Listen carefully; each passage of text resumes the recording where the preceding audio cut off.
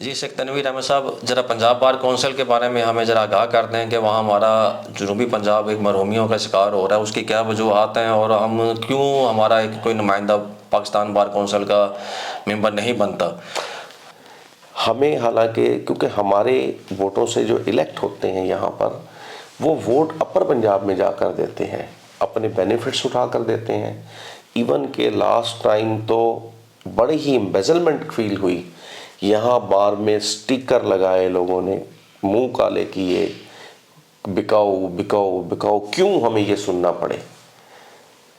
ایسا کیوں ہے؟ اس کی وجہ یہی ہے کہ ہم 26 ممبر پنجاب بار کونسل اگر جنوبی پنجاب سے الیکٹ ہوتے ہیں تو ہم 5 ممبر پاکستان بار کونسل بنا سکتے ہیں.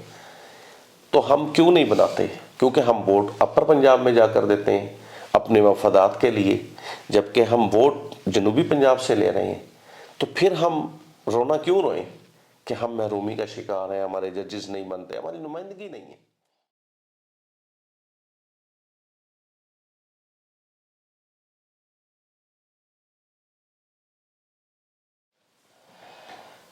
اعوذ باللہ من الشیطان الرجیم، بسم اللہ الرحمن الرحیم. آپ کا میزبان محمد عمران غازی، ایڈوکیٹ، ہائی کورٹ قانون آن لائن کے ایک نئے سلسلے کے ساتھ حاضر ہے. اور آج ہم اس نئے سلسلے کا پہلا انٹرویو کرتے ہوئے شیخ تنویر احمد صاحب، ایڈوکیٹ سپریم کورٹ ہیں ہمارے پاکستان کے، ایک نامور شخصیت ہے اور ہمارے ہائی کورٹ اور ملتان میں ان کا ایک ڈسٹرکٹ بار میں ایک نمایاں مقام ہے. اور میرے ساتھ ٹیم میں شامل ہے نصیر احمد ایڈوکیٹ اور اسامہ تنویر صاحب، شیخ تنویر صاحب کے بیٹے ہیں. تو سب سے پہلے پہلا سوال جو عموماً پوچھا جاتا ہے، ابتدائی تعلیم، ابتدائی پیدائش کا شہر، اور اسی سلسلے میں کہ آپ نے اپنا بچپن کیسے گزارا، کہاں آپ کے والدین کے بارے میں تو بریفلی ہم اپنے ناظرین کے لیے جناب آپ سے پوچھنا چاہیں گے. میں نے جی اپنے پرائمری سکول ہمارے پاک گیٹ میں تھا، جس کا نام تھا کانے والا ٹویا. کانے والا ٹویا اس سکول کا نام تھا کیونکہ وہاں پر ایک پانی کا تالاب تھا جس کی وجہ سے وہ مشہور تھا. ٹاٹ پر بیٹھ کر میں نے پرائمری تعلیم وہاں سے حاصل کی. اور اندرون شہر میں ہماری رہائش تھی 1.5 مرلے کے ایک مکان میں، جس میں ہم کمبائن فیملی، ہمارے 3 چچا، میرے والد، ہم سب رہتے تھے. پرائمری کے بعد پھر میں نے اپنی میٹرک کے لیے اسلامیہ ہائی سکول حرم گیٹ میں میٹرک کی سرکاری سکول میں. اس کے بعد پھر میں نے گورنمنٹ کالج سول لائنز سے میں نے FSc کی. شوق تھا میرا پیرنٹس کا کہ میں MBBS کروں، ڈاکٹر بنوں، لیکن میرا میرٹ نہ بن سکا. میرٹ نہ بننے کی وجہ سے میں نے گورنمنٹ کالج بوسٹن روڈ میں BA کے لیے ایڈمیشن لے لیا. جب BA کے لیے ایڈمیشن لیا تو اس وقت بڑی ہارڈ لائف میری سٹارٹ ہو چکی تھی، کیونکہ میں یہ بتانے میں کوئی بار محسوس نہیں کرتا، کوئی آر محسوس نہیں کروں گا اس بات میں کہ میں نے بڑے کروشل حالات میں تعلیم حاصل کی. کہ خود مجھے اچھی طرح یاد ہے کہ میں پاک گیٹ سے پیدل جاتا تھا گھنٹہ گھر. وہاں سے اس وقت ویگن جاتی تھی، اس پر سوار ہو کر بوسٹن روڈ کالج گورنمنٹ، جس کو آج کل ایمرسن کالج کہتے ہیں، وہاں پر. پھر اسی طرح پیدل عزیز الرحمان صاحب تھے، ان سے کیمسٹری پڑھنے کے لیے میں گلگشت جاتا تھا کیونکہ سائیکل بھی افورڈ نہیں کرتا تھا. طارق صاحب تھے کینٹ میں، ان کے پاس پیدل جاتا تھا ٹیوشن پڑھنے کے لیے انگلش کی. تو اسی طریقے سے پھر میں نے وہاں سے BA کیا. BA کرنے کے بعد میرا شوق تھا، چونکہ MBBS کا شوق تھا، تو مجھے پتہ چلا کہ ہر ہاسپٹل میں ایک سوشل ویلفیئر آفیسر کی جاب ہوتی ہے. تو میرا فیوریٹ سبجیکٹ تھا سوشیالوجی. تو سوشیالوجی BZU میں اس کا ڈپارٹمنٹ نہیں تھا. پتہ چلا کہ وہ لاہور پنجاب یونیورسٹی میں اس کا ڈپارٹمنٹ ہے. میں چونکہ ایک متوسط طبقے سے تعلق رکھتا تھا تو میرے پیرنٹس افورڈ نہیں کرتے تھے کہ مجھے لاہور بھیج سکیں. تو میں نے اپلائی کیا یہاں MA ایجوکیشن کے لیے BZU میں. اپلائی کرنے گیا تو وہاں پر ایک دوست ملا، اس نے میرے نمبرز دیکھے تو اس نے کہا یار آپ کا میرٹ نہیں بنے گا. تو آپ ایسا کریں لا میں بھی اپلائی کر دیں. تو میں نے لا میں بھی LLB میں بھی اپلائی کر دیا. بائی چوائس میں وکیل نہیں بنا, میں بائی چانس اس کو کہہ سکتے ہیں. تو میں جس وقت میرا ایسا ہی ہوا, میرا ایجوکیشن ڈپارٹمنٹ میں میرٹ نہ بنا, گیلانی لا کالج میں میرا میرٹ بن گیا. تو جب ہماری اوریجنل اسناد دیکھنے کے لیے سہیل اقبال بھٹی صاحب ہمارے استاد ہیں, ہمیں پڑھاتے تھے, چودھری حنیف صاحب ہمارے پرنسپل تھے, وہ ہماری اسناد چیک کر رہے تھے. تو انہوں نے مجھ سے کویشچن کیا کہ جی آپ LLB کیوں کرنا چاہتے ہیں؟ تو میں نے انہیں بڑا سمپل جواب دیا, میں کہ سر میرا اور کہیں میرٹ نہیں بنا. اس وقت LLB کا میرٹ سب سے کم ہوتا تھا کیونکہ سیٹیں زیادہ تھی. تو بڑا انہوں نے کہکا لگایا اور ہنس کر کہا, سہیل اقبال بھٹی صاحب نے, ان کے والد صاحب بھی وکیل تھے, اقبال بھٹی صاحب, انہوں نے کہا شیخ صاحب it's a profession of lords. آج تک مجھے ان کے 2 لفظ یاد ہیں, اینڈ اولڈ از گولڈ. یہ وہ پروفیشن ہے جو آقاؤں کا پروفیشن ہے, اور جتنا آپ پرانے ہوں گے اتنا آپ سونا بنتے جائیں گے. تو آپ بہت اچھے پروفیشن میں آپ نے چوائس کی. آپ بائی چانس چاہے آئیں, اس کو دل لگا کر اس میں محنت کریں تو یہ بہت اچھا پروفیشن ہے. اسی دوران میں نے کھاد فیکٹری میں اپلائی کیا ہوا تھا, میری بطور کمپیوٹر ٹرینی جاب لگ گئی. فرسٹ ٹائم میں نے جا کر کھاد فیکٹری میں جاب کرنی. شام کی کلاسز ہوتی تھی گیلانی لا کالج میں, شام کو میں نے گیلانی کالج میں کلاسز اٹینڈ کرنی. یہاں سے میرا LLB مکمل ہوا. اس کے بعد 6 فروری 1997 کو میرا لائسنس آیا ڈسٹرکٹ بار ایسوسیشن کا. جی شیخ صاحب, آپ نے اپنے بچپن کے بارے میں, اسکولنگ کے بارے میں تو ٹھیک تفصیل سے بتا دیا ہے, اور اس کے بعد یہ بتائیں کہ آپ نے کچہری میں اپنا کیریئر کہاں سے سٹارٹ کیا اور کس طرح کیا, تو ہمارے ناظرین جاننا چاہیں گے. میں نے اپنی ابتدائی اپرنٹسشپ, میرے کلاس فیلو تھے فہیم قریشی صاحب, آج کل وہ نیب میں ڈائریکٹر ہیں. ندیم قریشی ہمارے MP رہے ہیں, ان کے چھوٹے بھائی ہیں. ان کے والد صاحب تھے, چونکہ میرے خاندان میں کوئی بھی وکیل نہیں تھا, نہ ہی میرا کوئی کچہری میں جاننے والا تھا.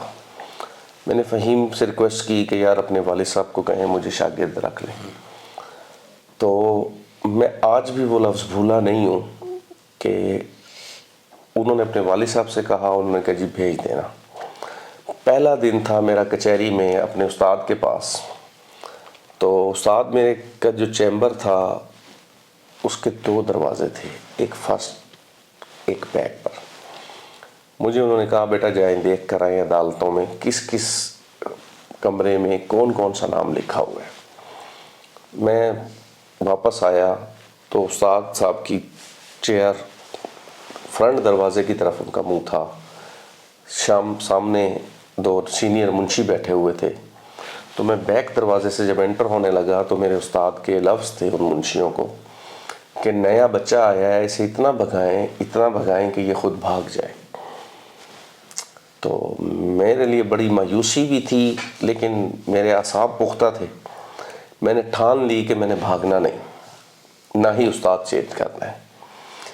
تو انہوں نے واقعی مجھے بہت بھگایا, لیکن ان کا بھگانا, انہوں نے تمام وہ کام مجھ سے کروائے جو ایک کلرک کرتا ہے, مثل معائنے, نقلیں, لیکن انہوں نے مجھے پرفیکٹ منشی بنا دیا.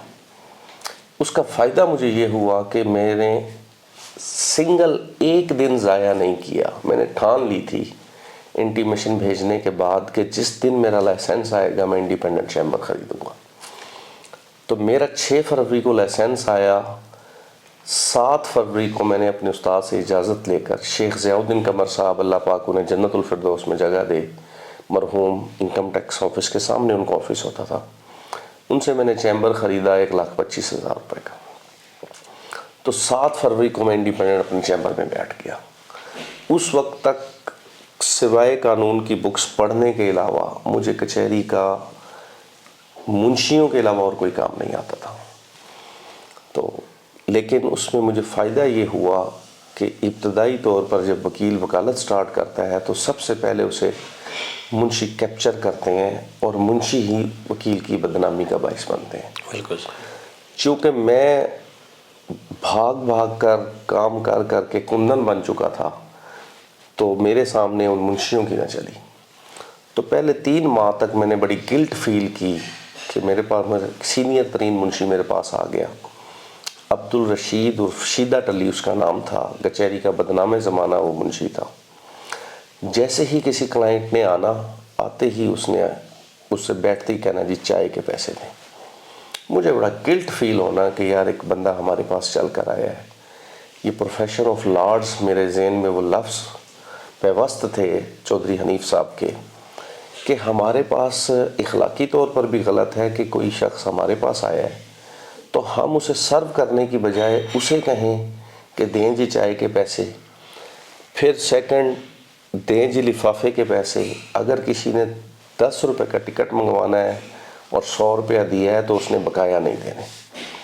3 ماہ میں نے برداشت کیا. اس کے بعد میں نے ٹھان لی کہ میں وکالت ہی نہیں کرتا. کہ مجھے یہ پروفیشن پسند اس لیے نہ آیا کہ یہ تو بیگنگ ہے, انسلٹ ہے, یہ کوئی وہ نہیں ہے.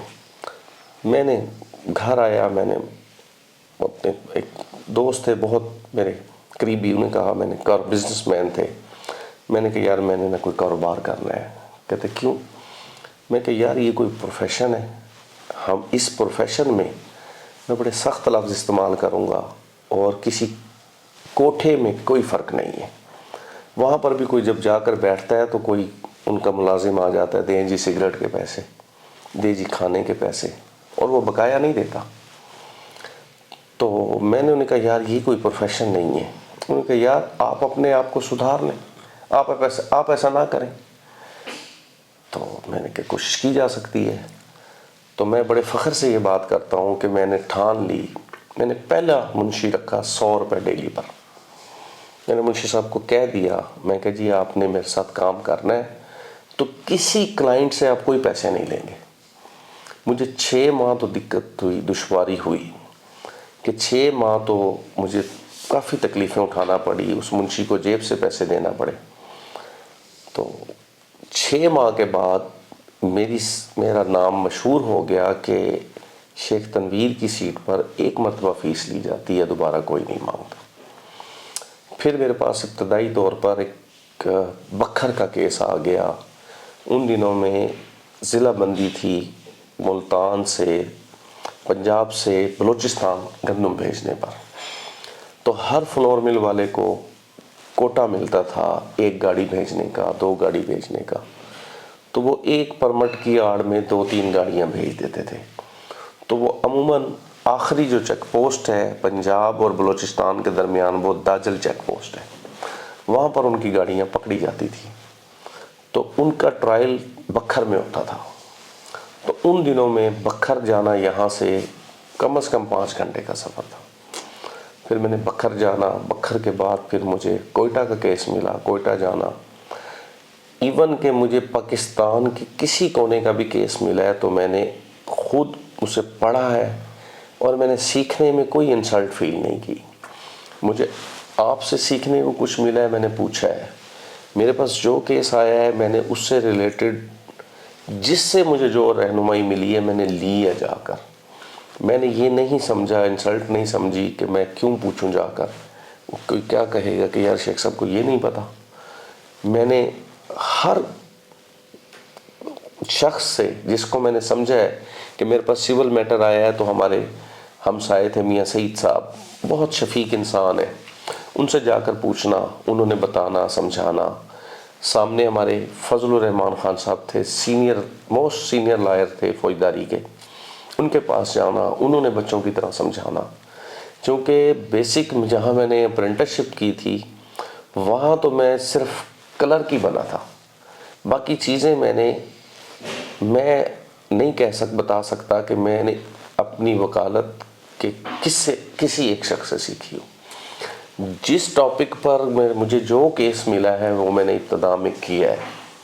مجھے راجن پور کا کیس ملا ہے, مجھے اچھی طرح یاد ہے کہ ابتدائی دنوں میں ڈیرے سے اخبار لے کر ویگن جاتی تھی صبح 4 بجے.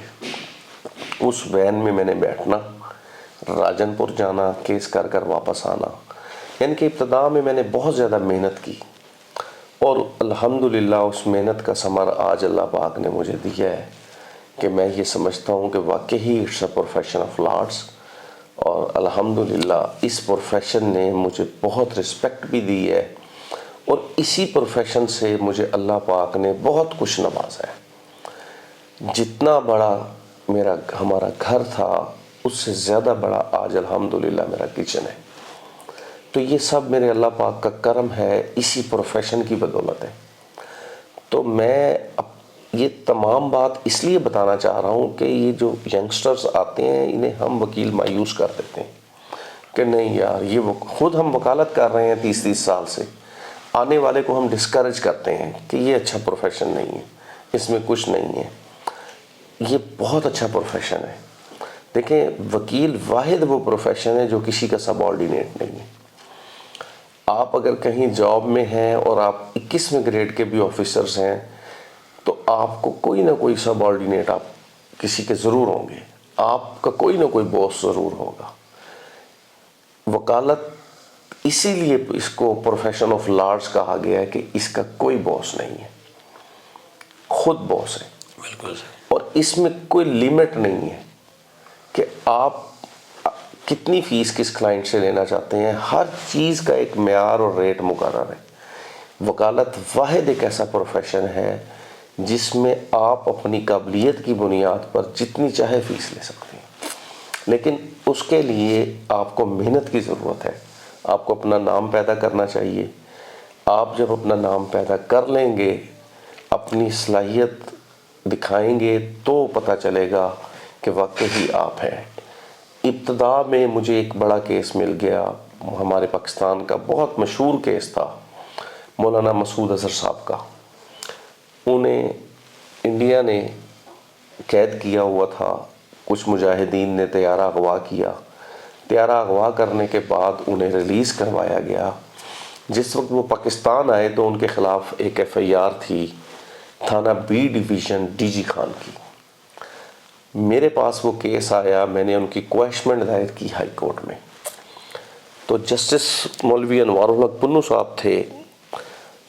اس FIR کا متن یہ تھا، 16 MPO کی FIR تھی کہ تھانہ B ڈویژن کے ایک گراؤنڈ میں مولانا مسعود اظہر صاحب نے یہ تقریر کی تھی کہ انڈیا کے بارے میں انڈیا کو برا بھلا کہا تھا، اس وجہ سے ان کے خلاف FIR ہو گئی تھی کہ انہوں نے انڈیا کے اگینسٹ ہماری عوام میں اشتعال پیدا کرنے کی کوشش کی ہے، تو 16 MPO کی FIR ہو گئی تھی۔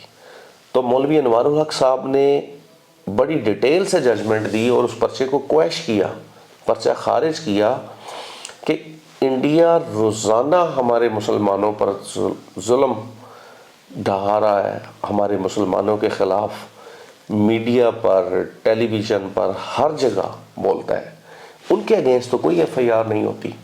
تو اگر مولانا مسعود اظہر صاحب نے 2 لفظ کہہ دیے ہیں تو ان کے خلاف FIR جو ہوئی ہے وہ غلط ہے۔ اور وہ میرا کیس رپورٹڈ ہوا، اسے ڈان نیوز نے، دا نیوز نے، تمام انگلش نیوز پیپرز نے اسے پرنٹ کیا۔ اس کے بعد مجھے بوسٹ اپ ملنا شروع ہو گیا، اور الحمدللہ میں اللہ پاک کا بہت شکر گزار ہوں کہ اس پروفیشن میں اگر دیانتداری سے آنے والا وکیل محنت کرے اور کوشش کرے کہ وہ سچائی پر قائم رہے۔ مجھے میرے استاد تھے ہمارے CRPC پڑھاتے تھے، عبدالعزیز خان نیازی صاحب، ان سے بھی میں نے بہت کچھ سیکھا۔ جب کوئی کرمنل کیس میرے پاس آتا تھا تو میں ان کے آفس کمارا والے چلا جاتا تھا، تو انہوں نے 2 باتیں بھی سمجھاتے تھے کہ بیٹا جس کا کیس بنتا ہو اسے کہیں بنتا ہے، جس کا نہ بنتا ہو اسے جواب دے دیں۔ آپ کو فوری طور پر تو فیل ہوگا کہ آپ یہ کلائنٹ آپ کو 10,000 دے کر جاتا، آپ نے انکار کر دیا ہے، لیکن جب وہ کسی اور کے پاس جائے گا اور اس کا کام نہیں ہوگا تو اسے فوراً آپ یاد آئیں گے۔ تو اس طریقے سے اللہ پاک نے، اگر آپ سچ کی بنیاد پر چلتے رہتے ہیں تو آپ کا ایک نام بن جاتا ہے۔ اس کے بعد مجھے شوق تھا، میں نے ایک دن ضائع کیے بغیر اپنا ہائی کورٹ کا لائسنس لیا جیسے ہی میرا 2 سال کا ٹینیور پورا ہوا. پھر اس کے بعد 7 فروری 1999 کو میرا ہائی کورٹ کا لائسنس آیا, اور پھر میں نے 2014 میں سپریم کورٹ لائسنس کے لیے اپلائی کر دیا. اور بڑے دکھ کے ساتھ میں ایک بات کہوں گا کہ میرے پاس ریکارڈ موجود ہے کہ 15 جنوری 2014 میں میری بطور ایڈوکیٹ سپریم کورٹ فٹنس جاری ہوئی. میرا انٹرویو لیا جسٹس ملک منظور صاحب تھے, جسٹس صغیر احمد قادری صاحب تھے. انہوں نے انٹرویو لیا اور میری فٹنس سرٹیفکیٹ مجھے جاری کیا گیا. میں نے اگلے ہی دن تمام فیسیں پے کی جو 37,000 سم تھنگ تھی. پے کرنے کے بعد پاکستان بار کونسل میں اپنی فائل بطور چیئرمین پاکستان بار کونسل کو بھیج دی, چیئرمین انرولمنٹ کمیٹی کو, کہ مجھے, کیونکہ پہلے آپ کو فٹنس لینی پڑتی ہے, اس کے بعد چیئرمین پونے جسٹس جو ہوتا ہے وہ کمیٹی کا چیئرمین ہوتا ہے, وہ آپ کا انٹرویو لیتا ہے, پھر آپ کو سپریم کورٹ کا لائسنس گرانٹ کرتے ہیں. جی شیخ تنویر احمد صاحب, ذرا ہمیں جنوبی پنجاب کے لیے ہم ایک بڑی جدوجہد کر رہے ہیں اور اس کو صوبہ بنانے کے لیے اور اپنی محرومیوں کا ہم رونر ہوتے ہیں, تو ہمارا کوئی جنوبی پنجاب سے ممبر پاکستان بار کونسل نہیں بنتا. دیکھا جائے تو ہمارے پاس اگر جس طرح جنوبی پنجاب سے ہمارے جاتے ہیں جو ممبر پنجاب بار کونسل بنتے ہیں ان کے ووٹ سے ہی ہمارا پاکستان بار کونسل منتخب ہوتے ہیں, تو اس حساب سے 4 سے 5 ہمارے جنوبی پنجاب سے ہونے چاہیے, لیکن نہیں بنتے. اس کی کیا وجوہات ہے, اس کے بارے میں ذرا روشنی ڈالیں. ہمارے المیہ یہ دیکھیں کہ ہم جنوبی پنجاب سے تقریباً 26 ممبر پنجاب بار کونسل بنتے ہیں, اور 4 ممبر پنجاب بار کونسل اگر ووٹ دیں تو 1 ممبر پاکستان بار کونسل بنتا ہے.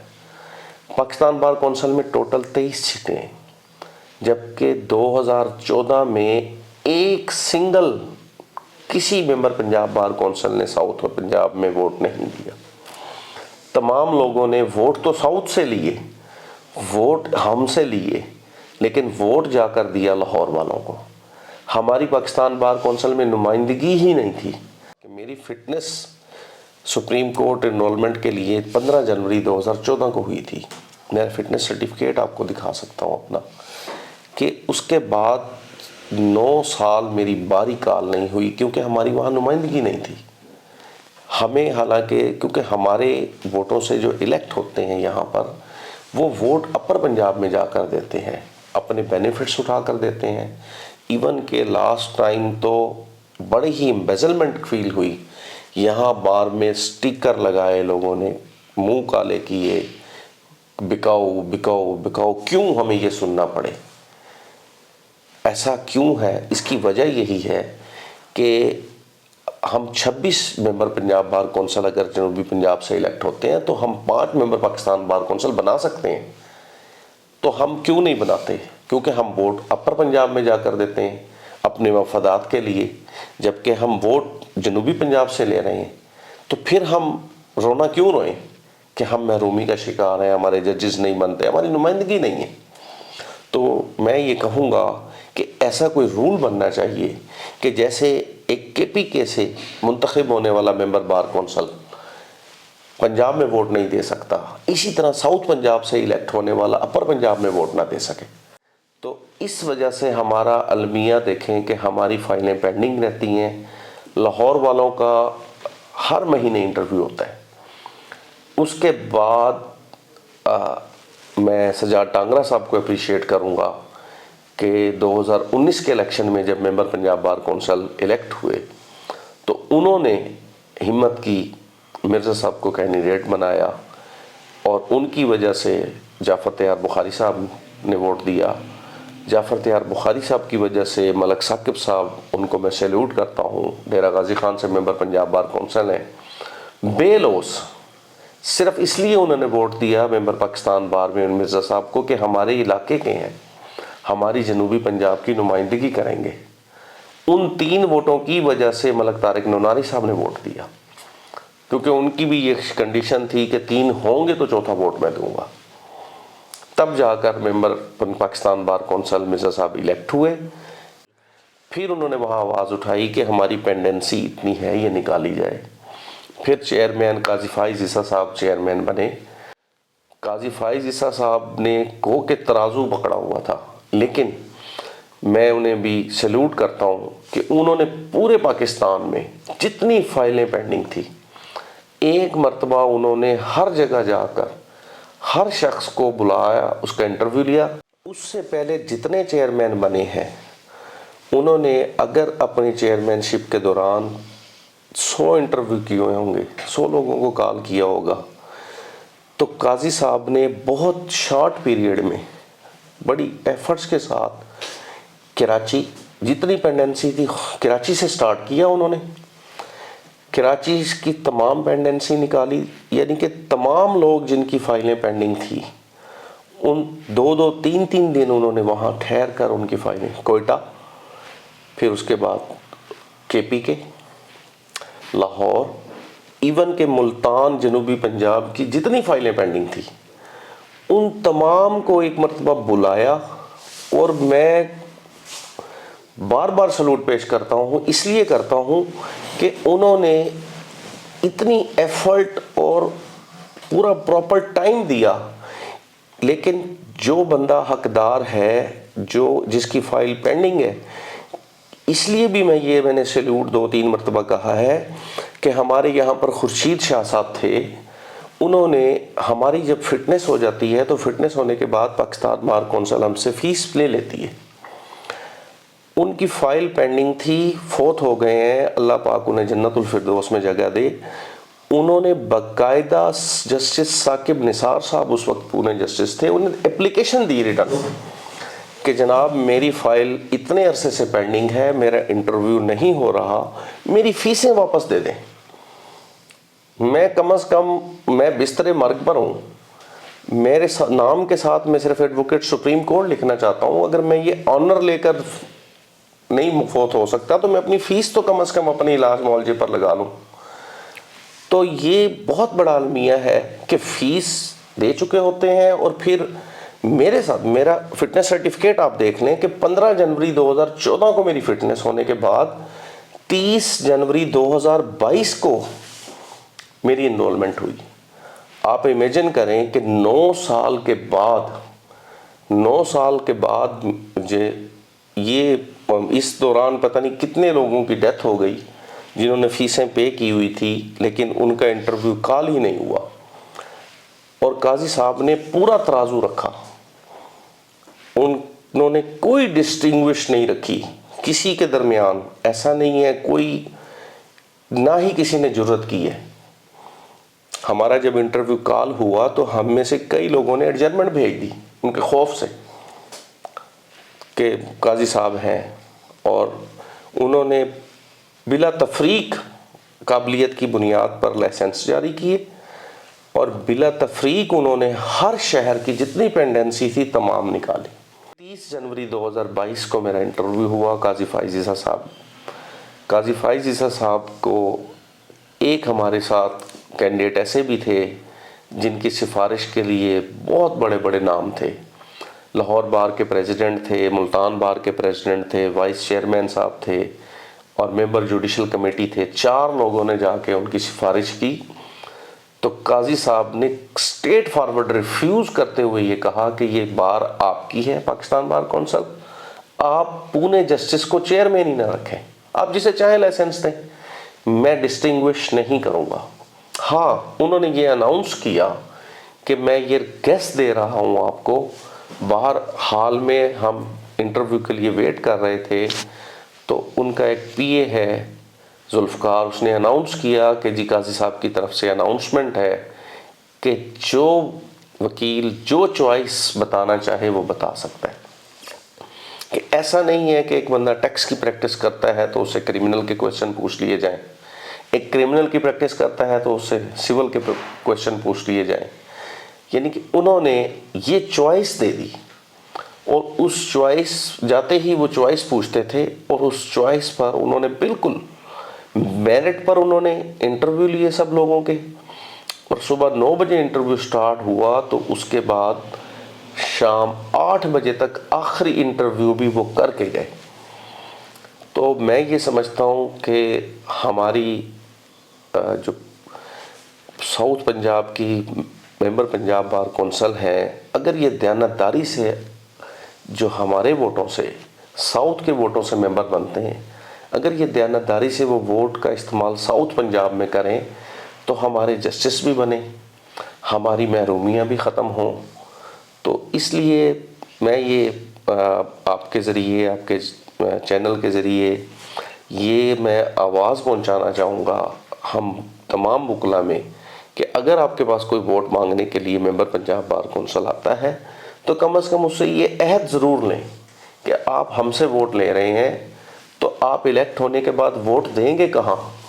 कम से कम ये वादा ज़रूर लें कि आप साउथ पंजाब के किसी कैंडिडेट को देंगे। और उसके बाद मैं ये समझता हूँ कि हम क्रीम ऑफ द सोसाइटी हैं। हमारे पाकिस्तान की आबादी 27-28 करोड़ है इस वक्त। किसी प्रोफेशन के लोग उठाकर देख लें, किसी प्रोफेशन के लोग, उसमें सबसे कम तादाद एडवोकेट सुप्रीम कोर्ट की होगी। डॉक्टर्स देख लें, इंजीनियर्स देख लें, लाखों में मिलेंगे आपको। पूरे पाकिस्तान में एडवोकेट सुप्रीम कोर्ट 2900 या 3000 मैक्सिमम होंगे। तो ये बहुत बड़ी ऑनर की बात है। मैं आपके ज़रिए यंगस्टर्स को ये पैगाम दूंगा कि शुरू से ही अपना माइंड मेकअप कर लें। हमारे यहाँ वकला साहबान आगे निकलने की सोचते ही नहीं। हमारे पूरे मुल्तान में देखें, हमारे पूरे पाकिस्तान की तादाद एडवोकेट सुप्रीम कोर्ट की और सिर्फ लाहौर की तादाद इक्वल है। उसकी रीज़न ये है कि उनका टेन्योर पूरा होता है, वो फ़ौरन अप्लाई कर देते हैं और फिर वहाँ से उनके मेंबर इलेक्ट हुए होते हैं, वो इंटरव्यू भी करवा लेते हैं। हमारी बदनसीबी ये है कि हमारे यहाँ से लोग मेंबर बनते ज़रूर हैं, लेकिन पाकिस्तान बार कौंसिल का वोट देते हुए हम लाहौर जाकर वोट देते हैं। और ये हम सिर्फ ज़ुबानी बातों की हद तक रह जाते हैं, हम अमल नहीं करते। वोट मांगने के लिए जब जाते हैं तो उस वक्त ज़रूर कहते हैं मेरे पास रिज़ल्ट मौजूद है। मैं आपको एक एक बंदे का बता सकता हूँ कि देखें, विहाड़ी की 2 सीटें थी, दोनों लोगों ने मुल्तान से बाहर वोट दिया। एक ने आबिद साकी साहब को दिया, एक ने चौधरी हफीज़ साहब को दिया। खानेवाल की 2 सीटें थी, खानेवाल की दोनों सीटें अल्हम्दुलिल्लाह सजाद टांगरे की वजह से मिर्ज़ा साहब को उन्होंने वोट दिया। मुल्तान की 4 सीटें थी, 4 में से सिर्फ एक जाफ़र तैयार साहब ने मिर्ज़ा अजीज़ अकबर बेग साहब को वोट दिया, बाकी तीनों ने बाहर वोट दिए। मैं नाम भी बता सकता हूँ क्योंकि वहाँ रिज़ल्ट छुपता नहीं है, रिज़ल्ट सामने आ जाता है किसने किसको वोट दिया। राना तुफैल नून ने मसूद चिश्ती साहब को वोट दिया, कैसर भट्ट साहब ने हसन रज़ा पाशा साहब को वोट दिया। तो इसी तरीके से चौथे हमारे जो मेंबर थे वो खुद कैंडिडेट थे, तो उन्हें पता था उनका अपना वोट है, उन्होंने एक इश्तियाक खान साहब को दिया वोट। हालांकि खुद मेंबर थे, वो खुद मेंबर कैंडिडेट थे। तो वहाँ होता ये है कि अगर आप पहला वोट जिसको देते हैं अगर वो लूज़ कर जाए तो सेकंड प्रायोरिटी जिसको दी जाती है उसको पूरे नंबर मिल जाते हैं। तो ये बड़ी तकलीफ दे बात है। मैं ये समझता हूँ कि अगर देखें हमें अल्लाह पाक इतनी ऑनर से नवाजता है, वो आप लोगों के वोट की वजह से नवाजता है, तो कम से कम हम उसका दयानतदारी से इस्तेमाल तो करें। जब हम आपके वोटों से इलेक्ट होकर जाते हैं पंजाब बार कौंसिल में, तो कम से कम उस वोट की को अपने इलाके के लिए तो इस्तेमाल करें। यहाँ से कैंडिडेट हो जो हमारी नुमाइंदगी करे। अगर हमारे तमाम साउथ पंजाब के मेंबर्स जो हैं अपने साउथ के कैंडिडेट्स को वोट दें तो हमारी तमाम महरूमियाँ दूर हो जाएं। तो बल्कि मैं तो ये कहूँगा कि किसी तरह ये लाजिम हो जाए कि जैसे सूबों का है, पंजाब का मेंबर KPK के कैंडिडेट को वोट नहीं दे सकता, सिंध का मेंबर पंजाब वाले को वोट नहीं दे सकता। मैं कहता हूँ कि ये भी हमारा कोई रूल बन जाना चाहिए कि साउथ पंजाब के जो मेंबर्स इलेक्ट हों वो साउथ पंजाब के से बाहर वोट ही ना दे सकें, ताकि साउथ पंजाब से वोट लेने के बाद वो साउथ में ही अपना मेंबर पाकिस्तान बार इलेक्ट करें। क्योंकि मेंबर पाकिस्तान बार टोटल 23 होते हैं, ان 23 لوگوں نے پورے پاکستان کے وکلا کی نمائندگی کرنی ہوتی ہے. ان 23 لوگوں کو الیکٹ کرتے ہیں ممبر پاکستان، پنجاب بار کونسل. تو اس لیے میری باتیں شاید کسی کو بری بھی لگیں گی، اور کیونکہ تلخ ہیں، لیکن حقیقت یہی ہے. تو میں یہ بہت اچھا پروفیشن ہے، اس میں اگر محنت کریں تو اس سے بہتر پروفیشن کوئی نہیں ہے. یہ اتنا اچھا پروفیشن ہے کہ اس میں جتنا چاہیں آپ ارن کر سکتے ہیں، لیکن اس میں محنت ہے. جی آج پھر شیخ تنویر صاحب سے ہم آخری ایک بات پوچھیں گے کہ آپ کا جو کیس ایسا کون سا ہے جو آپ سمجھتے ہیں کہ جس کے ذریعے آپ نے معاشرے کے اس مسائل کو بھی دیکھا اور آپ نے اس کو اجاگر کرنے کی کوشش بھی کی، اور جس کے ذریعے آپ معاشرے کی اصلاح کر سکیں اور معاشرے کو بتا سکیں جی کہ ہمارے جو پروسیکیوشن ہے، آپ کے جو کرمنل کی کوئی پریکٹس رہی ہے، تو اس پریکٹس میں آپ نے کرمنل کے کیا حالات دیکھیں گے کہ کیا پروسیکیوٹر جو ہے آپ کا کیس اچھا بنا رہا ہے، یا صرف لوگوں کو پھنسانے کے لیے اس میں کئی نام آ جاتے ہیں، اور آپ کے پاس جو کلائنٹ آتا ہے کیا وہ بالکل ہی اس کے خلاف کیس کی نوعیت بنتی بھی ہے کہ نہیں بنتی. تو جناب آپ ایک ایسا کیس ہمیں بتائیں جس کے ذریعے ہمیں کچھ چیزیں کلیئر ہو جائیں. دوسرا، میں ایک بڑی تکلیف دہ بات ہے میرے لیے کہ گو کہ میں نے وہ کیس ون کیا ہے. پچھلے دنوں ایک ANF کا کیس میں نے ٹرائل کیا. اس میں ایک ایکیوزڈ کے خلاف منشیات ہمارے معاشرے میں بڑھتی ہوئی ایک ایسی لعنت ہے جو ہماری نوجوان نسل کو تباہ کر رہی ہے. دیکھیں، ہم بطور وکیل ملزم کے وکیل ضرور بن جاتے ہیں. میں نے اس کیس کو بری بھی کروا لیا، لیکن اس کے اندر میری صلاحیت سے زیادہ پروسیکیوشن کی کمزوریاں تھیں. اب ایک ملزم ANF کا کیس ہے، اینٹی نارکوٹکس فورس، جس کو ہم ایک ایجنسی کا نام دیتے ہیں. ANF کا کیس ہے، اس ملزم سے 1 کلو 700 گرام ہیروئن برآمد ہوتی ہے، 5 کلو چرس برآمد ہوتی ہے، 1 ہیروئن مشین برآمد ہوتی ہے، ہیروئن مکسنگ مشین، 2 پسٹل برآمد ہوتے ہیں، 1 ریپیٹر برآمد ہوتا ہے. اس کے باوجود اگر وہ کہ بندہ بری ہو رہا ہے تو اس میں پروسیکیوشن کے لکونوں کی وجہ سے ہم نے اس میں پوائنٹس ڈھونڈ کر اسے بری کروایا. گو میں نے بری کروایا اسے، لیکن اگر وہ بے گناہ تھا تو ANF کی طرف سے ظلم ہے کہ ایک بے گناہ شخص کو اتنی زیادہ کوانٹٹی میں انوالو کر کے اسے جیل بھیج دیا گیا. اگر وہ صحیح گناہ گار تھا تو اس میں اتنے لکونے کیوں چھوڑے گئے کہ ہمیں موقع مل گیا کہ ہم ان لکونوں پر چلتے ہوئے اس کو بری کروا لیا ہم نے. یہ بہت بڑی مقدار ہے. اس میں لکونہ کیا تھا کہ جس گیٹ سے وہ دکھا رہے ہیں FIR کی کہانی یہ ہے کہ نومبر کے دن ہے، صبح 6 بجے کا ٹائم ہے، 15 نومبر 2022 کا انسیڈنٹ ہے کہ مخبر خاص نے اطلاع دی کہ ایک شخص بھاری مقدار میں اسلحہ منشیات جو ہے وہ فروخت کرنے کے لیے لے جا رہا ہے. مخبر کی اطلاع پر فیدر کاسٹ نکال کر دیکھ لیں کہ 2022 میں 16 نومبر کو 5 فٹ کے فاصلے پر نظر نہیں آتا. وہ 1.5 کلومیٹر کے فاصلے سے پہچان رہے ہیں کہ یہ خالد جمیل ہے، یہ گاڑی نکال رہا ہے. اور جس دروازے سے وہ گاڑی نکالنا بتا رہے ہیں کہ آدھی گاڑی اندر ہے آدھی گاڑی باہر ہے، اس دروازے سے گاڑی نکل ہی نہیں سکتی. یہ میجر فالٹ تھے ان کے، جس میں جب ہم نے ویدر کاسٹ وہاں سے نکالا تو اس میں کلیئر تھا کہ فوگ اتنی زیادہ تھی کہ وہ 1.5 کلومیٹر تو دور، وہ 5 میٹر تک نہیں بندہ پہچان سکتا تھا.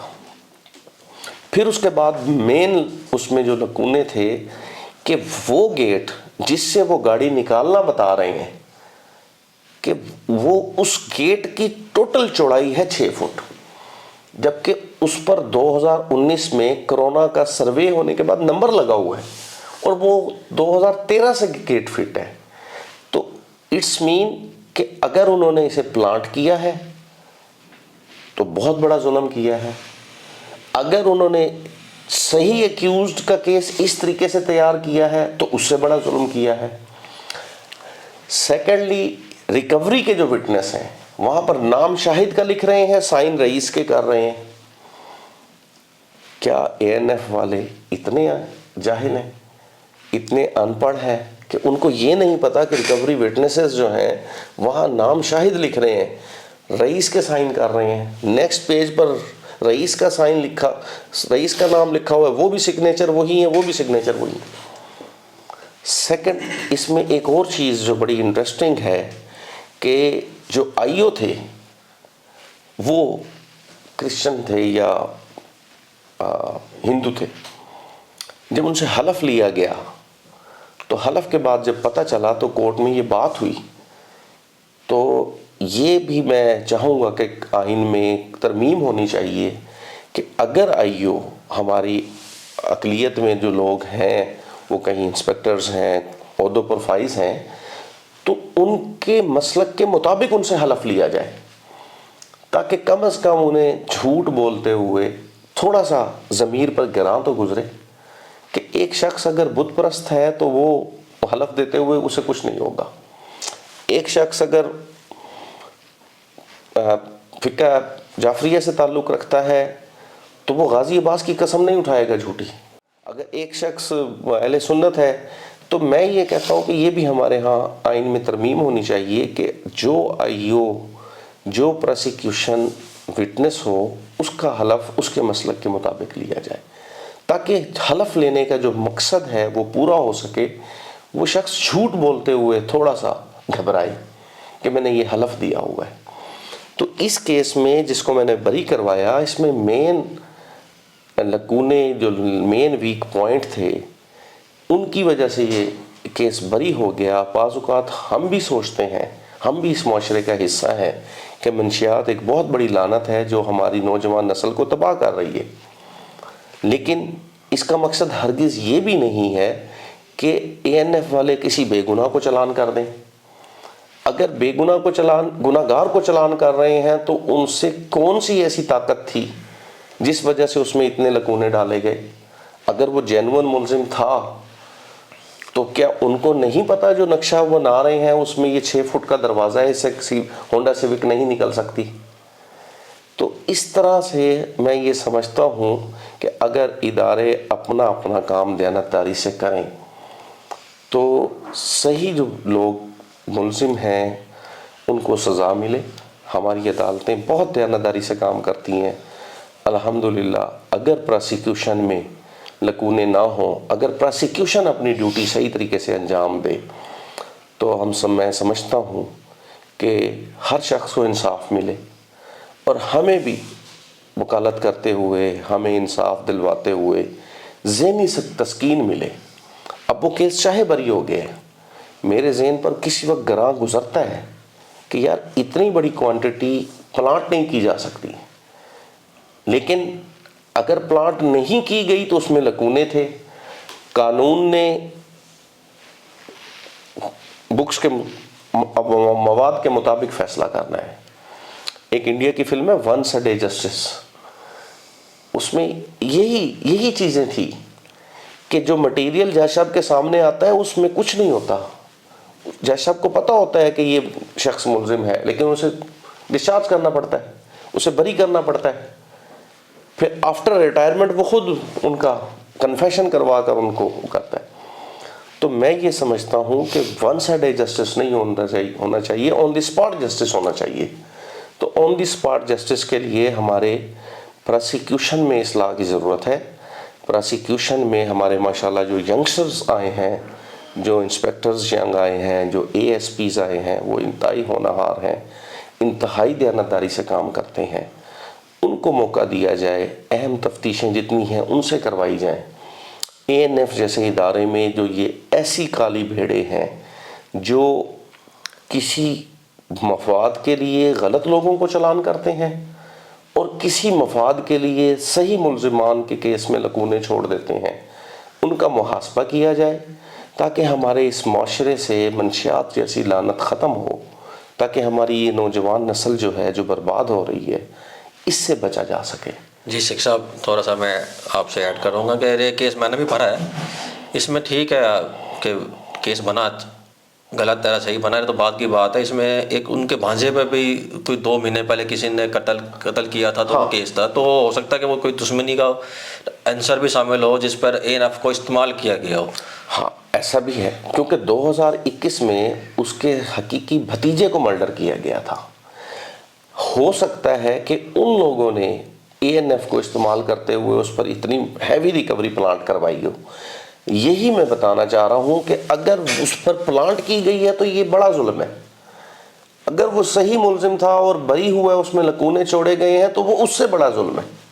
تو اس پر پھر پنشمنٹ کا ایک ہمارا یورپ میں دیکھیں تو ان کے نا ایک کرمنل چارجز میں پنشمنٹ کا پیرا لازمی ہوتا ہے کہ کوئی تو ملزم ہے، کوئی تو ایسا شخص ہے جس نے نہ تو پلانٹ کیا کیس کو، نہ اگر اس نے مجرم جو آپ کے سامنے پیش کیا جا رہا ہے، جو آپ کا ملزم آیا ہوا ہے عدالت کے سامنے، اور وہ اصل ملزم نہیں ہے تو اس کی جگہ کوئی اور تو ہوگا. یہی تو وہ پیرا اس کے اوپر کیوں نہیں ورکنگ ہو رہی ہے؟ اس پر ہمیں لانا چاہیے. میں آپ کی اس بات پر ایگری کروں گا کہ دیکھیں میرا یہاں پر یہی میں بات کرنا چاہ رہا ہوں کہ دیکھیں اگر تو اس پر پلانٹ کی گئی تھی تو ANF والے ملزم ہیں. ANF نے اتنی ہیوی ریکوری پلانٹ کر کے ایک بندے کا مستقبل، ایک بندے کی لائف تباہ کرنے کی کوشش کی، کیونکہ اس کی سزا جو ہے وہ ڈیتھ پینلٹی ہے. اگر وہ پراسیکیوشن ثابت کر دیتی تو وہ سزائے موت کا ملزم تھا.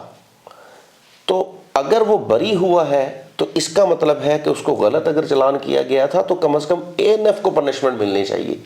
تو میں یہ کہتا ہوں کہ ہمارے ملک میں بھی ایسا ہی ہونا چاہیے کہ اگر کوئی بندہ کسی کے اگینسٹ کوئی غلط کیس پلانٹ کرتا ہے اور وہ پروو نہیں کر پاتا اور یا جان بوجھ کر اس میں ایسے ویک پوائنٹ چھوڑ دیتا ہے جس کی وجہ سے وہ چاہے ملزم سے اپروچ ہو کر چھوڑتا ہے، چاہے کسی کے دباؤ میں آ کر چھوڑتا ہے، تو اس کو پنشمنٹ ضرور ملنی چاہیے کہ اگر وہ ملزم بے گناہ تھا تو اس کو چلان کیوں کیا، اگر وہ گناہ گار تھا تو وہ بری کیوں ہوا. کیونکہ عدالتوں نے جو فیصلے کرنے ہیں، عدالتوں نے اپنے سامنے موجود مٹیریل کو دیکھ کر کرنے.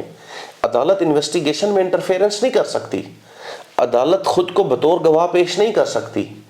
ایویڈنس پراسیکیوشن نے پروڈیوس کرنی ہے، مواد مٹیریل پراسیکیوشن نے پروڈیوس کرنا ہے. میں یہ سمجھتا ہوں کہ ہمارے ہاں پراسیکیوشن کی اصلاح ہونا ضروری ہے. پراسیکیوشن میں ایسے لوگوں کو انویسٹیگیشنز دی جائیں جو دیانتداری سے اپنا کام، اپنے فرائض انجام دیں، تاکہ جو صحیح ملزم ہوں وہ کیفر کردار تک پہنچیں اور وہ لوگ دیانتداری سے اپنا کام کریں. یہ ایک عنصر سامنے آتا ہے کہ 2021 میں اس کا سگا بھتیجا مرڈر ہو رہا ہے. ہو سکتا ہے انہی لوگوں کے کہنے پر، انہی سے ساز باز ہو کر اس پر یہ ریکوری پلانٹ کی گئی ہو. اگر ایسا کیا گیا ہے تو وہ اس سے بھی بڑا ظلم ہے. اور اگر وہ جینون ملزم تھا اور وہ بری ہو کر جا رہا ہے تو وہ اس سے زیادہ بڑا ظلم ہے. کہ دیکھیں ایک اتنی ہیوی کوانٹٹی ایک بندے سے برآمد ہوتی ہے کہ ہیروئن مکسنگ مشین اس کے پاس ہے، 1700 گرام ہیروئن اس کے پاس ہے، 7 کلو چرس اس کے پاس ہے، 2 موزر پسٹل اس کے پاس ہیں، ایک ریپیٹر اس کے پاس موجود ہے. اتنی بڑی ریکوری جب اس سے پلانٹ ہوتی ہے تو وہ ملزم کیوں بری ہو رہا ہے، کیوں دانستہ اس میں لکونے چھوڑے جا رہے ہیں. اور پھر آپ اس میں ایک چلان بھی تھا کہ مسٹریٹ سے 3 دن پہلے کا چلان تھا، تو اس بارے میں اس میں وارنٹ جو لیا گیا تھا وہ 3 دن پہلے وارنٹ لیا گیا تھا. تو 3 دن پہلے وارنٹ لینا سب سے بڑی نیگلیجنس ہے، جبکہ وارنٹ 24 گھنٹے پہلے لے کر اسے سیکرٹ رکھا جاتا ہے. 3 دن پہلے وارنٹ لینے کا مطلب تو دوسرے کو آگاہ کرنا ہے کہ اس کے وارنٹ لے لیے گئے ہیں تاکہ وہ بھاگ جائے. تو اس میں یہ سمجھتا ہوں کہ ہمارے ادارے، ہماری ANF ایک اہم ادارہ ہے جو ہمارے اس معاشرے میں اینٹی نارکوٹک فورس، جو نارکوٹکس کو ختم کرنے کے لیے بنایا گیا ہے. کم از کم اس میں ایسے لوگ انویسٹیگیشن آفیسر ہوں جو پوری دیانتداری اور پوری صلاحیت کے ساتھ انویسٹیگیٹ کریں اور بغیر کسی کے دباؤ میں آئے میرٹ پر صحیح پرچے دیں. جتنی کوانٹٹی برآمد ہو اتنی ہی کوانٹٹی. میں نے ایسی ایف آئی آریں بھی دیکھی ہیں. عبدالحکیم ایک جگہ ریلوے کی جگہ پر کچھ لوگ قابض ہیں، کسی بیوروکریٹ نے، کسی پولیٹیشنز نے وہ جگہ خرید لی. ایک ہی وقت میں ایک ہی آئی او ایک ہی raiding party within 40 minutes 5 FIRs درج کر رہا ہے. 40 منٹ میں اسی جگہ سے وہی ریڈنگ پارٹی، وہی آئی او، جبکہ 40 منٹ میں ایک کیس کی کارروائی مکمل نہیں ہوتی، کیونکہ موقع پر تمام فردات بنانی پڑتی ہیں، موقع پر تمام سیمپلز، موقع سے استغاثہ بھیجنا پڑتا ہے. تو وہ منہ بولتا ثبوت ہے اس بات کا کہ وہ ان پر کیس بنائے گئے ہیں. الٹیمیٹلی وہ سارے بیل آؤٹ ہو گئے، لیکن چاہے بیل آؤٹ ہو گئے لیکن ان کے دامن پر ایک داغ تو آ گیا کہ یہ منشیات فروش ہیں. کسی سیاستدان کے کہنے کی وجہ سے یا ان سے پوزیشن چھڑوانے کے لیے ان کے خلاف اگر جھوٹی ایف آئی آرز کی گئی ہیں تو میں کہتا ہوں کہ ایسے لوگوں کو سزا دی جائے، ان کو کیفر کردار تک پہنچایا جائے تاکہ وہ جھوٹی ایف آئی آرز نہ درج کریں اور لوگوں کو انصاف ملے، لوگوں کے درمیان میں خوف پیدا ہو کہ اگر ہم کوئی کرائم کریں گے تو ہمیں اس کی سزا ملے گی. تو اس لیے میں آپ کے چینل کے ذریعے یہ پیغام دینا چاہوں گا پراسیکیوشن کو اور اپنے تمام وکیل دوستوں کو کہ یہ بہت اچھا پروفیشن ہے، اس میں دیانتداری سے محنت کریں. اس سے بہتر کوئی پروفیشن نہیں ہے دنیا میں، لیکن اس میں محنت کی ضرورت ہے. ہم ینگسٹر کو مایوس نہ کریں، ہمیں چاہیے کہ انہیں بوسٹ اپ دیں، ہم انہیں اس کے بینیفٹس بتائیں. ہمارے ہاں کیا ہوتا ہے، خود ہم وکیل ہیں، اپنے 3 بیٹوں کو وکیل بنا لیے، آنے والے کو ہم کہیں کہ یار یہ تو بہت اچھا پروفیشن نہیں ہے.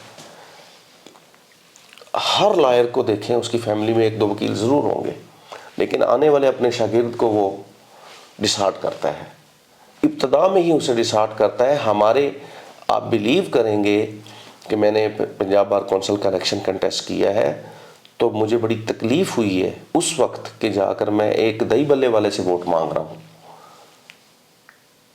کہ وہ ہمارا ووٹر ممبر ہے اور دہی بلے کی ریڈی لگائی ہوئی ہے اس نے.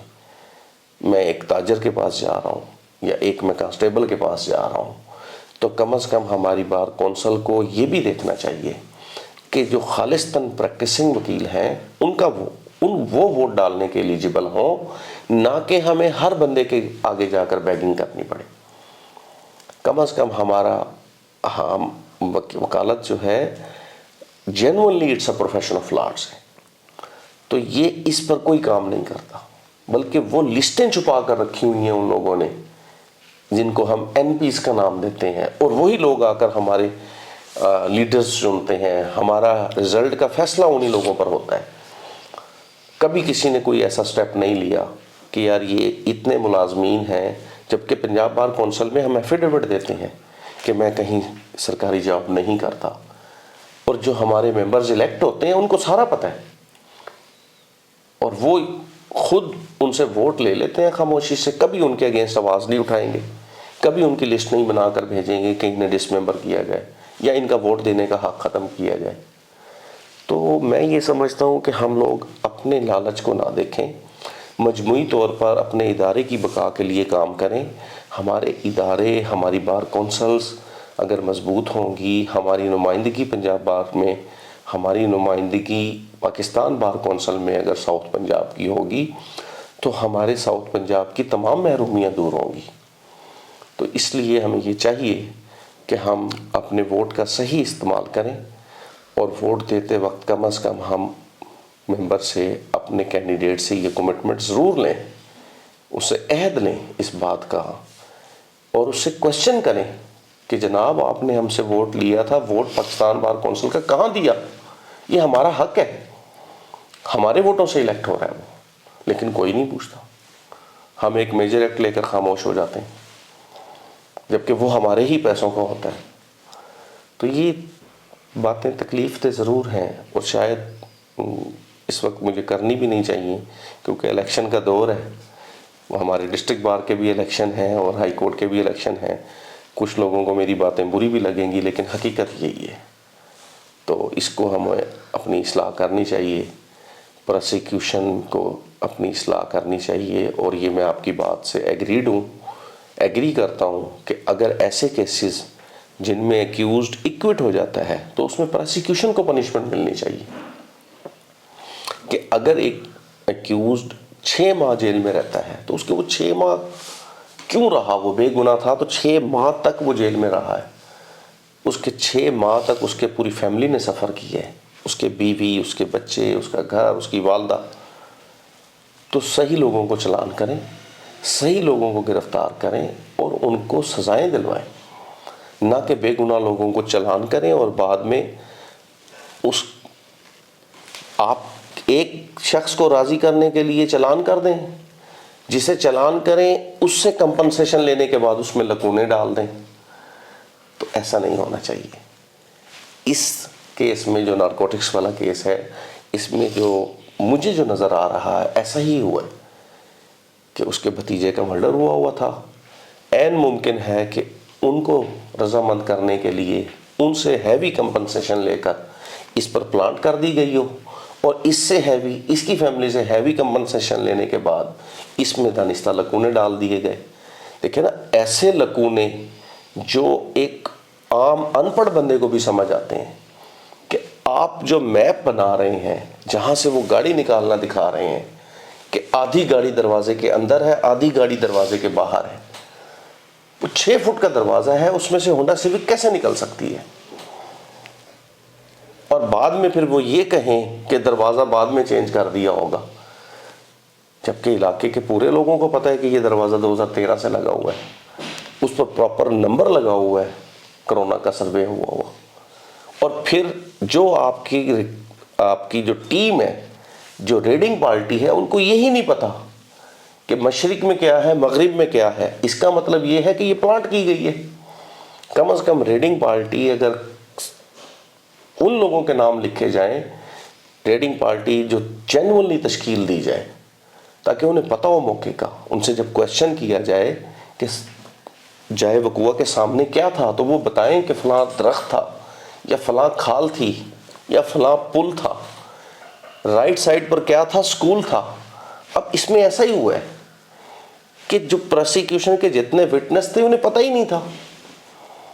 کہ ایک کہتا ہے کہ جی 1.5 کلومیٹر کے فاصلے سے دیکھا ہے، دوسرا کہتا ہے جی 5 گز کے فاصلے سے دیکھا ہے، ایک کہتا ہے کہ گاڑی کا رخ دائیں سائڈ پر تھا، دوسرا کہتا ہے جی گاڑی آدھی اندر تھی، آدھی باہر تھی. ایک کہتا ہے گود میں ہیروئن رکھی ہوئی ہے، دوسرا کہتا ہے جی سیٹ پر ہیروئن رکھی ہوئی ہے. تو یہ باتیں ثابت کرتی ہیں کہ یہ دونوں گھروں کو راضی کیا گیا ہے، ملزم کو بھی رضامند کیا گیا ہے، اور جن کے کہنے پر پلانٹ کیا ہے انہیں بھی رضامند کیا گیا ہے. الٹیمیٹلی پھر بدنام ہماری عدلیہ کو کرنے کی کوشش کرتے ہیں، حالانکہ ایسا ہرگز نہیں ہے. ہماری عدالتیں انتہائی دیانتداری سے کام کرتی ہیں، لیکن عدالتوں کی لمٹس جو ہیں وہ فائل ہے. عدالت اپنی اس فائل سے باہر نہیں نکل سکتی، اس فائل میں انویسٹیگیشن میں انٹرفیرنس نہیں کر سکتی. تو انویسٹیگیشن والے جو ادارے ہیں ان کو چاہیے کہ اپنا آئی اوز جو ہیں وہ آنیسٹ اور ہارڈ ورکر متعین کریں، اور خاص طور پر NF جیسے ادارے میں کم از کم کوئی کالی بھیڑ نہیں ہونی چاہیے. کیوں کہ اگر کسی ایک شخص کو نارکوٹکس کے کیس میں غلط چلان کیا جاتا ہے تو اس کا پورا کیریئر ڈیمیج ہو جاتا ہے. اگر اس کے ہاں بیٹی ہے تو اس کی بیٹی کا رشتہ کوئی نہیں لے گا کہ یہ منشیات فروش کی بیٹی ہے. اگر اس کی کوئی بہن ہے تو اس کی بہن کا رشتہ کوئی نہیں لے گا کہ یہ منشیات فروش کی بہن ہے. تو میں یہ کہتا ہوں کہ نہ غلط لوگوں کو چلان کیا جائے، نہ صحیح لوگوں کو چھوڑا جائے. تو خدا را کہ ہم اپنی اصلاح کریں، ہم ادارے جو ہیں صحیح لوگوں کو کیفر کردار تک پہنچائیں اور بے گناہ لوگوں کو چلان کرنے سے باز رہیں، تاکہ کسی کی زندگی، کسی خاندان کی عزت، کسی خاندان کی رسپیکٹ ڈیمیج نہ ہو. تو ایک کیس درج ہونے سے پتہ نہیں کتنے نقصانات اٹھانے پڑتے ہیں. تو یہ میری یہی ہے کہ اس میں پروسیکیوشن کی اصلاح ہونا ضروری ہے، اور ہمیں اپنی بھی اصلاح کرنی چاہیے کہ ہم کم از کم دیکھ لیں کہ اگر ہمارے پاس جب کیس آتا ہے تو ہمیں بھی اندازہ ہو جاتا ہے کہ ہمارے پاس کاغذ ہیں اور کیا بول رہے ہیں. ہم دیانتداری سے اپنا فرض انجام دیں اور پروسیکیوشن کو چاہیے کہ وہ دیانتداری سے اپنا انویسٹیگیٹ کرے میٹر کو. جی، آج ہم شیخ تنویر صاحب کے ساتھ تفصیلی آج گفتگو کی ہے اور جناب ان کی بات سے میں اتفاق کرتا ہوں کہ پروسیکیوشن کو ایمانداری سے کام کرنا چاہیے، عدلیہ کو بھی ایمانداری اور اپنی ایک پروفیسر آف لاس کا جو ایک وکلا کا بھی ان کو اپنے ساتھ ایک مقدم رکھنا چاہیے اس پروفیشن کو. اور شیخ تنویر احمد صاحب نے ایک بہت اچھی بات کی ہے کہ ہمیں حلف جو ہمارا قانون کے اندر دیا گیا ہے اس پر ہمیں تھوڑی سی قانون سازی کو تبدیل کرنا چاہیے. ایسا نہیں ہے کہ صرف ہمارا ایک حلف جو ایک مسلمان کا حلف ہے وہ آپ ہندو سے بھی لے رہے ہیں، کرسچن سے بھی لے رہے ہیں، اور حلف ہے وہ ہم ایسا ہی لے لیتے ہیں جنرل. تو اس کے بارے میں بھی ہمیں قانون سازی کے اندر ایسا ہمیں شفاف نظام لانا چاہیے جس کے تحت ہمیں معلوم ہو اور اندازہ ہو کہ یار اگر یہ شخص اگر آیا ہوا ہے تو وہ لازماً حلف جو لے رہا ہے تو وہ جھوٹ نہیں بولے گا. تو ان چیزوں کو ہمیں اپنے قانون سازی کا حصہ بنانا چاہیے، اور اس کے لیے میں شیخ تنویر احمد صاحب کا بہت شکر گزار ہوں کہ جی انہوں نے ہمیں اصلاح کے لیے ان چیزوں کو اجاگر کیا ہے اور ہمیں اس کو ہمارے جو پاکستان بار کونسل ہے، پنجاب بار کونسل اور جو ہماری مقننہ ہے اس پر اب ورک کریں گے اور ان کو انشاءاللہ آگے فیوچر میں ان چیزوں کو قانون کا حصہ بنائیں گے. ان کے بیٹے جناب شیخ اسامہ تنویر صاحب وہ ہمارے ابھرتے ہوئے نمایاں ستارے ہیں ملتان کے، اور اس پروفیشن میں ایک اچھے اور قابل. اس کی وجہ بھی میں یہی سمجھتا ہوں جی کہ شیخ تنویر صاحب نے اپنا ایک مقام بنایا ہے، اس کی پیچھے ایمانداری اور ایک انتھک محنت ہے.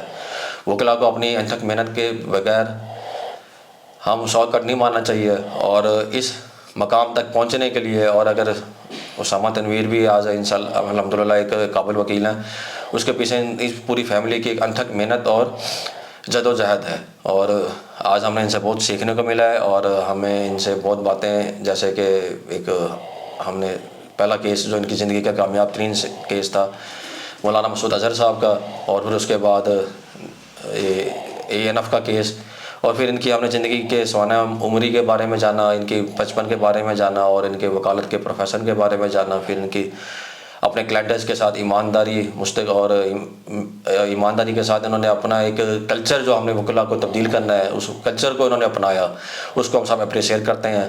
میں اپنی ٹیم جناب نواب نصیر الدین ہمایوں ایڈوکیٹ کے ساتھ اجازت چاہوں گا. اللہ نگہبان.